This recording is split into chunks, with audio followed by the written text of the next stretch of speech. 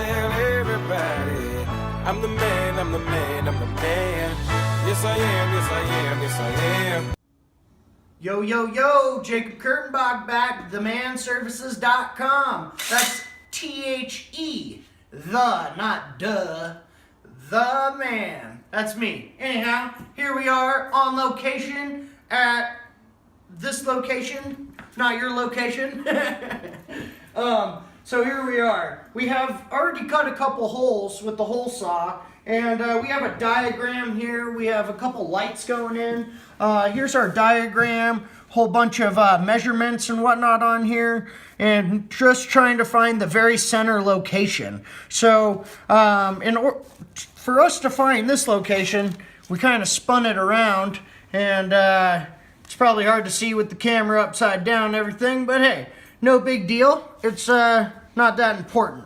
So we figured out where we need our hole. All you need to do is find the center of the hole in order to make a perfectly round hole using a hole saw. Hole saws come in many different sizes, and I believe that it is the only way to cut out can lights or any circular hole. If you're using like a jigsaw or a rotozip, you are wasting way too much time and having to do way too much thinking and do way too much work. And now you could put that energy towards doing something really cool, like eating snow, making snow angels, I don't know, doing something cool. Turning on the AC, that'd be cool. Anyhow, it's winter now, so we're not gonna do that. We're just gonna focus on cutting holes. What we've done here is we've prepped the wood. We do not want to mess up our wood. This is really nice wood. We've put tape on in order to make it to fray the edges of the wood as little as possible. These things articulate very quickly. So you want to be very careful with this machine. You should probably wear some safety glasses, and I don't want any, but you should. So anyhow, we're gonna go right down here, get our cameraman over here. So here's our tip.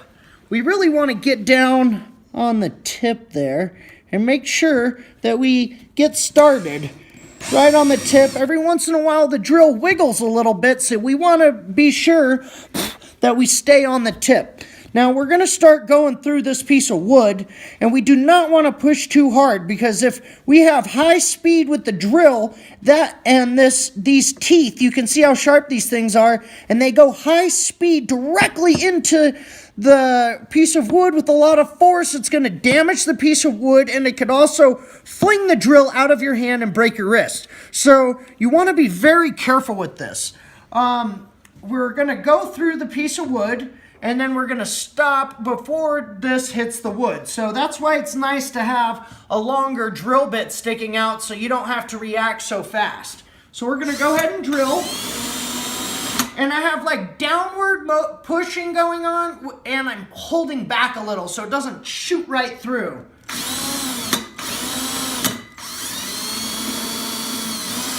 Oh, okay, so we just barely touched it, and that's okay. I made it through, and I did not force it, and it was just a little touch. So now what we're gonna do is we're gonna put it in, the drill bit in, and we're gonna have it up a little high. We're gonna keep this drill on high speed in order to slowly downward motion push, if that made sense, into the piece of wood. Do not let off the trigger, and do not push too hard, because that's when problems happen. So we're just gonna slowly go down, and we're gonna rock it in a very gingerly motion in a circle, okay? And not too big a circle, just a little circle. And then we're gonna push downward very gingerly. We do not wanna press too hard. That is when we run into issues. So just go ahead and watch, and here we go. I'm kind of bouncing a little bit up and down, just gingerly in a circle, kind of making sure to keep it flat, just taking our time. There we are. Now we're going to stop it while it's in there. We're going to pull it straight up and out. All right? And now we have the piece of wood in there. I know a guy, he just pulls it out with his fingers, but we're going to make it easy. And we're just going to use a screwdriver and pop it out like so. And set this off to the side. And then we'll just take some of this tape off and show you these edges. Just so you get an idea of what the blue tape really does. This is a 2-inch blue tape. It's actually 1.88 inches. I believe it's the only kind of blue tape you want to buy. It is the best. Look at the edges on this. I haven't even sanded this. You guys saw this hole saw cut this hole, and it's absolutely beautiful. So anyhow, there we have it. How to use a hole saw. If you have any questions, let me know, and I'm happy to answer them.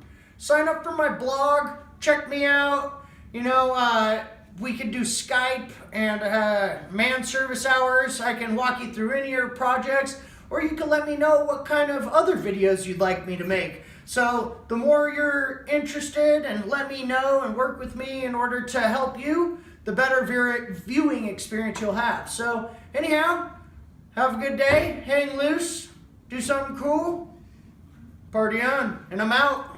Everybody, I'm the man, I'm the man, I'm the man. Yes I am, yes I am, yes I am.